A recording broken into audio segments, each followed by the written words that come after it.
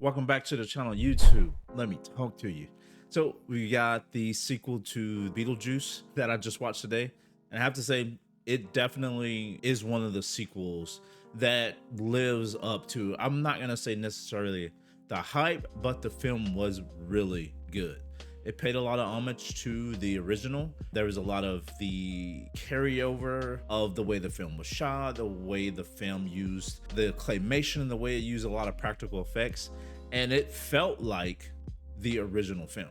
Now, when this was originally announced, I had a little bit of skepticism tied to it, but then I saw that Tim Burton was tied to it. So I figured, okay, it can't be that bad. There can't be anything that goes wrong with this film with the original creator tied to it, and it didn't.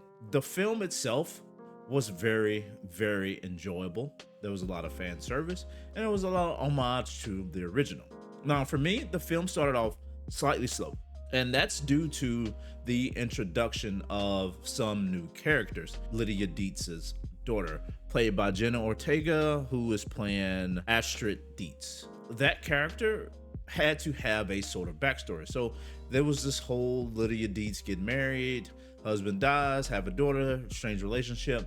That took a little bit of the time from the very beginning of the film, and it was slightly, in my opinion, a little bit too long. But I understood that we had to have this backstory introduced to us so we can understand what the two characters were going through, and so that we can understand their relationship. And it does give us slightly a bit of attachment. Now, as you go through the movie, a lot more things happen that make me think of the original. Beetlejuice is still trying to tie down Lydia Deetz, and a lot of the original piece of that film with those particular characters and their dynamic carried over to this one. They brought back the marriage scene from the original with the red dress, the Beetlejuice purple suit. Everything just was as if the first film never really ended. This truly felt like a continuation of the original, and I don't really have that much to say about it that's negative, aside from a little bit of slow start for the beginning, but a lot of that had to do again with character introductions.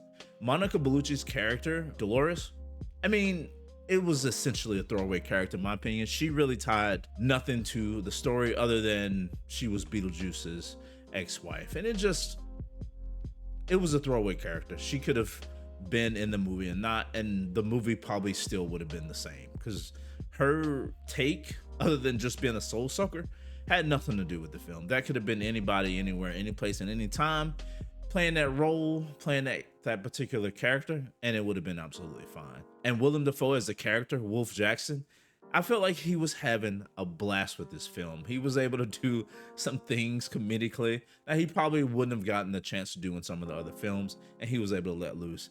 And his character just worked. Again, just one of those characters that I'm not gonna say it was as throwaway as Monica Bellucci's character, but he did have a little bit more to play in the story, but a lot of it was just tied around Dolores, which again, just one of those characters that really didn't make or break the story. But overall, the film was good.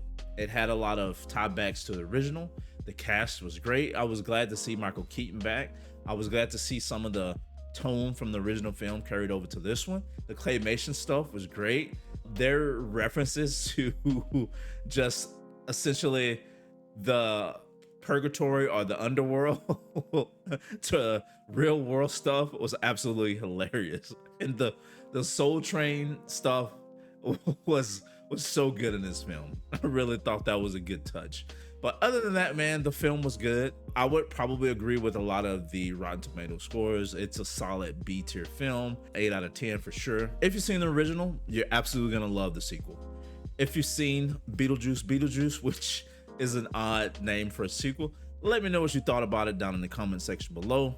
Until next time, guys, my name's Lincoln. This has been an RPG show.